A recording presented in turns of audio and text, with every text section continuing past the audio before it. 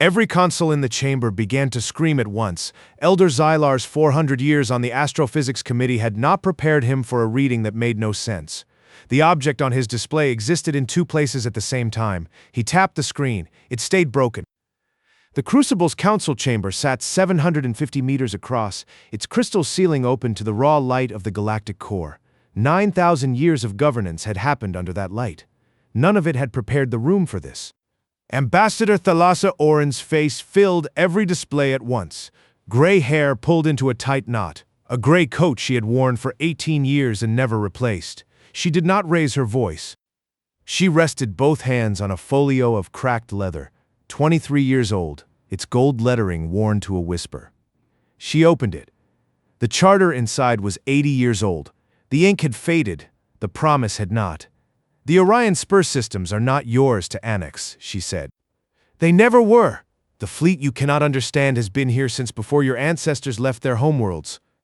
We suggest you reconsider your vote." The silence in the chamber had weight. No one moved, no one spoke, no one on the floor understood what they were looking at. Then she said the 7 words that would outlast every one of them. "The only way to be harmless is to be understood, and you have never understood us." Supreme Minister Thrax opened his mouth. Nothing came out. I wish this were the part where I tell you it ended there. It didn't. Stay close. 3 months earlier, the vote had already happened. The floor of the chamber had smelled of recycled oxygen and the sweet sour musk of 123 species breathing the same air for 3,000 years. Thrax stood at the podium in bronze armor hammered by 13 generations of Thervani artisans. A scar running down his mandible from a border war fought a lifetime before most of the room was born. He had conquered 36 systems. He had never lost a vote. "The Orion Spur belongs to no one," he told the chamber.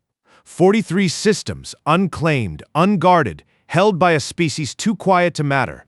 I moved to annex them under Council Provision 9. Ambassador Oren raised her hand. She was too late. The vote came back 97 to 23. The 23 had read the annexation document in full. The rest had skimmed it. Elder Xylar sat in the highest row, 8,000 years old, chief of the Astrophysics Committee, and did not raise his hand at all. He had a report in his files from 80 years back. Unusual gravity fluctuations, detected across the same 43 systems now up for a vote. He had recommended no further investigation. He had not looked at that file since. Oren folded her hands on the folio. It had never left her side since the day her grandmother pressed it into her palms and told her patience was the only weapon humanity had that no one else understood how to use. She did not argue. She did not raise her voice. She stood, walked to her seat in the observer gallery, and opened a private channel that the council had never mapped. She typed 2 words, Protocol Shepherd's Crook. Then she pressed send. Lieutenant Saren, Thrax's young aide, caught the transmission on his monitoring station a floor below the chamber. He was 126 years old, knew enough to still care about doing his job well, old enough to already be bored by it. The signal pinged as diplomatic encryption, low priority, human origin. Humans only ever sent pleasantries. He flagged it for review in 3 days and moved on to the next line on his console. He never opened it. 2,200 light-years away, in a Thervani war room carved from black stone, Thrax's fleet had already begun to move. 43 capital ships, 126 support vessels. 47,000 ground troops, the largest expedition the Empire had launched in 80 years. 14 months to reach the Orion Spur, his tacticians told him. He nodded once and did not ask what would be waiting when they arrived. Across those same 43 systems, in the gravity wells of gas giants and in the dark spaces between dying stars, something else was already awake. Not moving, not yet, just listening. No warning had gone out, no ship had shown a light. No signal had crossed the Orion Spur in 80 years that any council sensor had ever managed to catch. On the bridge of a ship called the Unseen Hand, Admiral Dravik's soul read the transmission from a woman he had never met and would not meet for months. He read it twice. He set it down on the console without a word, the way a man sets down something heavier than it looks.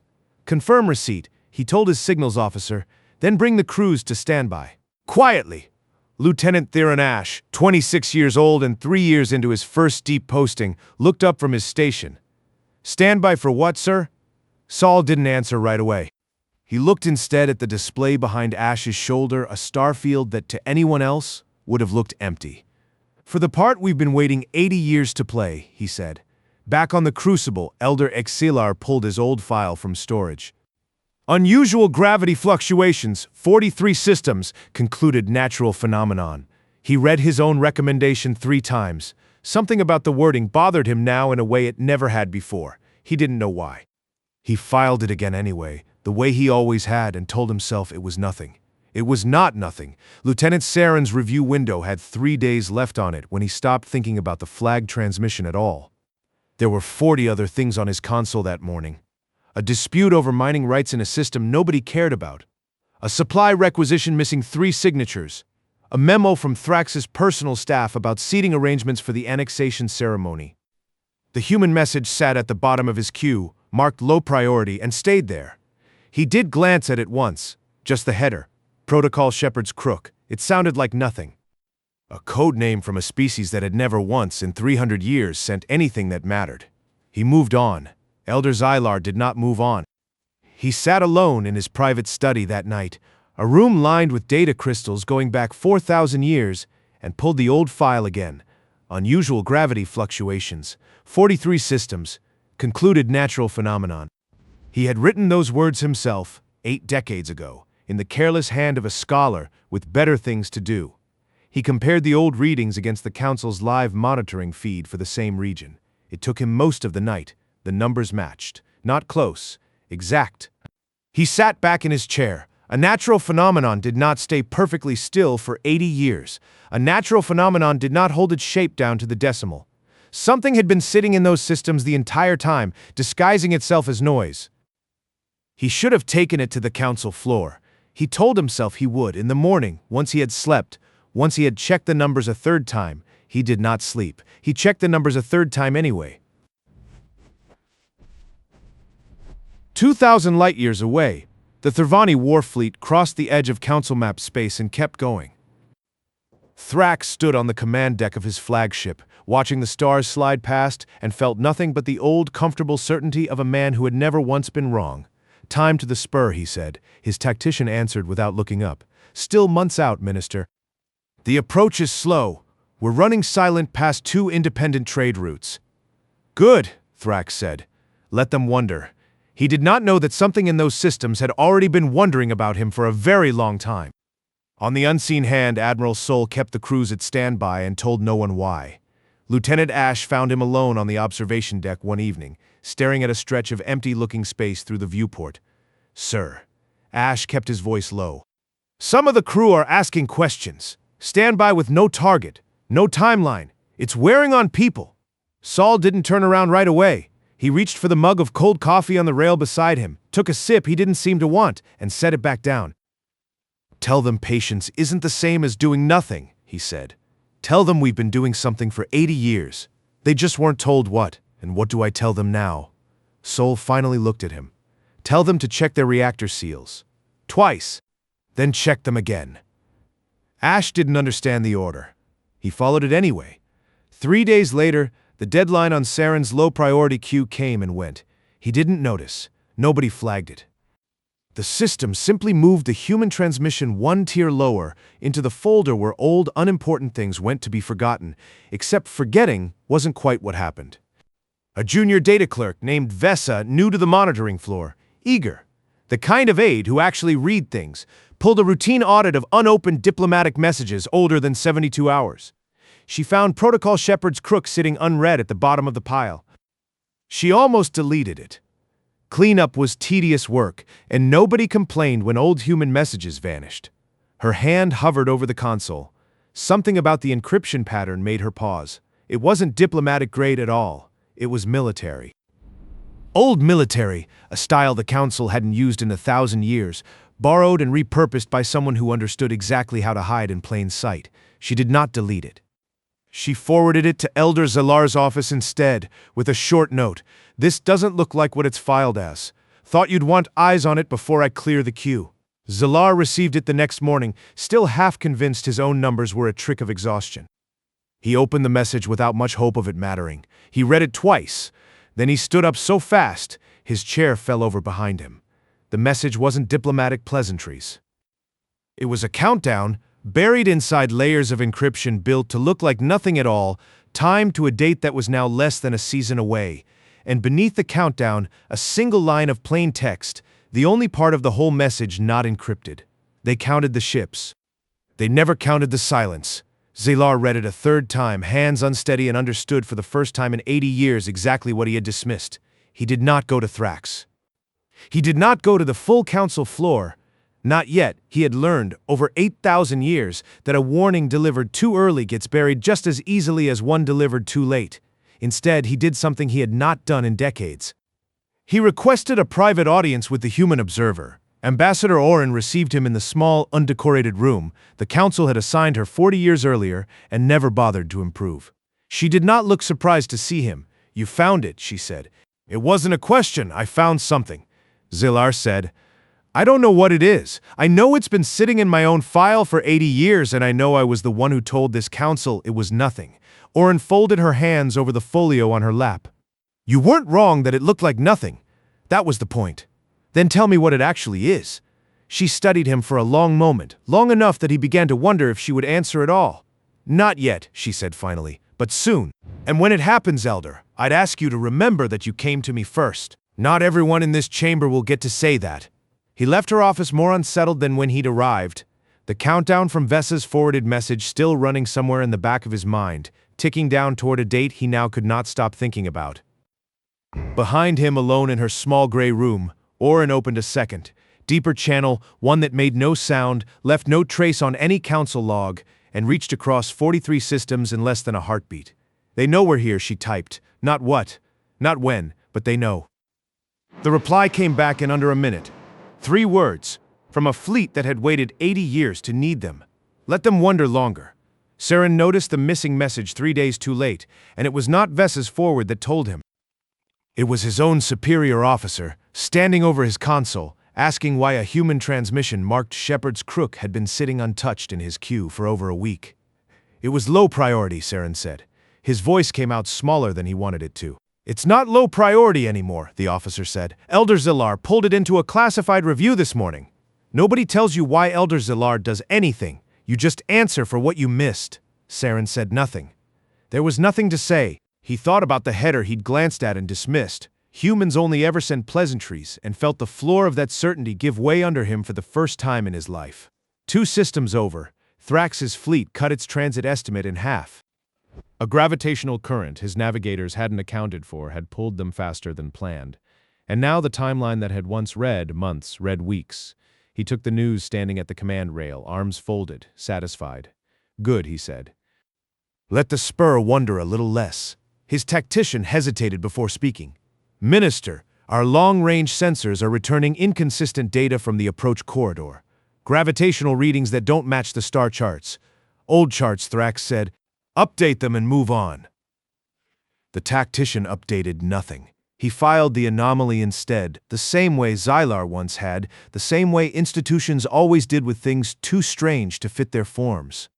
On the Crucible, Elder Zaylar spent 2 sleepless nights deciding what to do with a truth he did not fully understand. He did not bring it to the full council floor. A warning delivered without proof to 123 species convinced of their own permanence would be laughed off the record before the first sentence finished. He had watched it happen before, to smaller truths than this one. Instead, he brought it to 3 members he trusted. The Valkyrie Elder from the Outer Assembly, a retired Korvath fleet commander, and a junior council representative known for asking uncomfortable questions nobody else wanted to answer. He laid out the matching data, the buried encryption, the line that had haunted him for days. They counted the ships. They never counted the silence. The fleet commander studied the readings for a long time before speaking. "This is either the most important thing anyone has brought to this council in 3,000 years, he said, "or it's an elaborate diplomatic bluff from a species with nothing else to threaten us with." "I don't think it's a bluff," Zaylar said. "Then why hasn't the human observer told us herself?" Zaylar had no answer for that. It was the question that kept him awake. 3 floors below, Ambassador Orin closed her office door, sat at the small desk that had been hers for 40 years, and did the only thing she allowed herself to do before what was coming. She poured a cup of water from the pitcher on the sill, drank half of it, and set it down without finishing the rest. It was by any measure the least remarkable moment of her entire day. She had done the same thing at the same hour for longer than most of the council members currently doubting her had been alive. She opened the folio one more time, not because she needed to read it, but because her hands had done it so many times it no longer felt like a choice. Then she closed it, stood, and went to find Elder Zylar before someone else found him first. She did not need to search long. He was waiting outside her door already, the retired fleet commander beside him, both wearing the look of people who had come to ask a question they were afraid to hear answered. "Ambassador," the commander said, "Elder Zylar has shown me something I don't fully understand. I'd like to hear it from you instead." Orin studied them both for a long moment. Then, for the first time in 40 years, she stepped aside and let them into her small gray office. "Sit," she said. She told them about the decades her grandmother had spent quietly securing a treaty clause almost no one in the council remembered existed, a provision permitting an unrestricted defensive presence within any territory formally designated human observation space. "I'll tell you what I can." She told them about the observer status granted 3 centuries ago to a species too new and too quiet to be taken seriously, buried in language so dry that nobody had ever bothered to challenge it. She did not tell them about the ships. "You're saying you had legal grounds to defend that territory," the fleet commander said slowly. "For 80 years, I'm saying my grandmother understood something this council never has," Orin said. "That the safest thing you can build is the thing no one thinks to look for." Zylar leaned forward. "And if Thrax's fleet reaches the spur before this council acts," Orin's expression didn't change, "then he will find out what we built, all at once. Which is not how I would have chosen for this to happen. It was, in its own way, the truth, just not all of it." The 3 men left her office with more questions than they'd arrived with, and Orin sat alone afterward, listening to the low hum of the Crucible's ancient systems, waiting for a countdown only she and a fleet 2,000 light-years away could see. It was Vesa, the junior data clerk, who broke it open completely. She had kept working the buried encryption long after forwarding it to Zylar's office, the way people do when a puzzle refuses to let go of them. She was not senior enough to matter in any council debate. She was curious enough not to care. Late on the 3rd night, cross-referencing timestamp fragments no one else had bothered to check, she found what the countdown actually counted down to. Not an invasion, not a battle. A single precise moment of emergence, a scheduled activation window the humans had apparently held in reserve for 80 years, adjustable only in response to exactly the kind of provocation the council had just handed them. And according to her math, that window wasn't a season away. It was hours. She sat frozen at her console for a full minute before she did something she had never done in 3 years on the monitoring floor. She stood up, walked past 2 supervisors without asking permission, and pushed into Elder Zylar's office without knocking. "Elder," she said, breathless, "the countdown isn't for their fleet's arrival. It's not military response time at all. It's a release window. And it's not weeks out." Zylar turned from his desk, already pale. "How long?" Vesa's voice didn't shake, though everything else about her did. "Under a day, maybe less." The words landed in the room like a dropped weight. Zylar had spent 80 years believing he had time to be careful. He had none left at all. Somewhere above them, in a chamber built to hold 9,000 years of certainty, the council had no idea that its foundation was already counting down toward the moment it would break. The full council was already in session when the alert reached the floor, called an hour earlier by 3 trembling members who could not fully explain why they'd requested it. Thrax stood at the podium, irritated at the interruption, unaware his fleet had crossed into the Orion Spur's outer edge 2 hours ahead of schedule. "This had better be worth the disruption," he said. Elder Zylar rose from the highest row. His voice did not shake, though everything in him wanted it to. "Minister, I recommend we suspend the annexation timeline immediately." "On what grounds?" "On the grounds that we don't understand what we're annexing."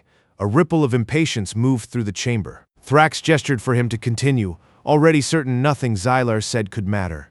Before Zylar could speak again, every display in the room changed at once. Ambassador Orin's face filled every screen, calm, gray-streaked, unhurried. She had not been called to the floor. She had simply decided it was time. She rested both hands on the folio, 23 years worn, and opened it. The charter inside was 80 years old. The ink had faded. The promise had not. The Orion Spur systems are not yours to annex, she said. They never were. The fleet you cannot understand has been here since before your ancestors left their homeworlds. We suggest you reconsider your vote. The silence stretched long enough that Thrax's own aides began glancing at each other. Across the spur, on the bridge of the unseen hand, Admiral Sol gave the order Lieutenant Ash had been waiting 80 years to hear without knowing it. "Bring the reactors to full output," Sol said. "Drop the masking. Let them see us." Ash's hands did not shake. He had rehearsed the sequence more times than he could count, though never once believing he would live to run it for real. He keyed it now. 2,800 ships, hidden for 80 years inside the gravity shadows of gas giants and the dark spaces between dying stars, dropped their cloaks at the same instant. On the crucible, every sensor in the chamber screamed again, but differently this time. Not error, not impossibility. Confirmation. Elder Zalar watched his display resolve the two places at Onskos from days earlier into a single, undeniable shape, repeated 2,800 times across 43 systems. Thrax's own tactical feed lit up a heartbeat later. His fleet, still weeks from full deployment, found itself surrounded on every long-range sensor by ships that had, by every reading, simply not existed an hour before. He stared at the display. He had conquered 36 systems. He had never lost a vote. "Impossible," he said. It came out smaller than he meant it to. Oren's transmission continued, 47 seconds in total, every word already prepared, none of it improvised. She did not raise her voice once. "You called us harmless because you never saw us," she said. "You called us weak because we never argued. We built this in silence because silence was the only shape strong enough to hold it. The only way to be harmless is to be understood, and you have never understood us." She closed the folio. The vote was called again within the hour, though calling it a vote barely described what happened. 121 delegates in favor of immediate withdrawal. 2 against.